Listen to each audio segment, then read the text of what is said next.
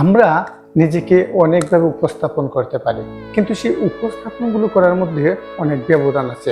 আমরা অনেকেই জীবনের যে সময়গুলো অতিবাহিত করে এসেছি সেগুলো নিয়ে অনেক টেনশন করি। জীবনে কি করলাম, বয়স 25 হয়ে গেলো, 30 হয়ে গেলো, আজ পর্যন্ত কিছুই করতে পারলাম না। কিন্তু যে এই যে করতে পারলাম না চিন্তাটা মাথার ভিতরে আনা, এটা আসলে এক ধরনের, আমি বলবো, ভুল। আমাদেরকে সামনের দিকে এগোতে হবে, আমাদেরকে সামনে চিন্তা করতে হবে। হ্যাঁ, অতীতকে ভুলে থাকা যায় না, অতীতকে মনে লাগে, কিন্তু সেই অতীতকে সবসময় মনে রাখলে হয় না, সামনের দিকে এগোতে হবে।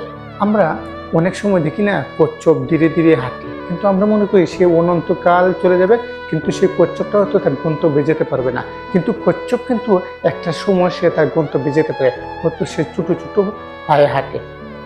আমরা যারা আছি সবাই চাই সফলতার যে উচ্চ সিঁড়িটা আছে সেই একদম উচ্চতায় পৌঁছতে আমরা এক লাফে চলে যাব।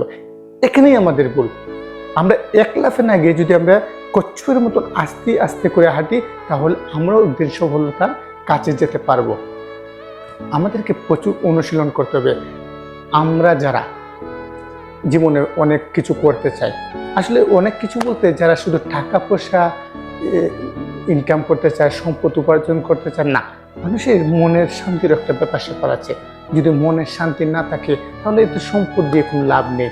আমাদেরকে ধীরে স্থিরে এগোতে হবে, এবং আমরা যেখানে শান্তি পাই সেখানে সব কিছু রুটিন মতো করতে হবে। যদি আমরা রুটিনের ভিতরে থাকি তাহলে অবশ্যই আমাদের সফলতা আসবে, এবং জীবনে যে মনের যে সফলতা সেই সফলতাও আসবে।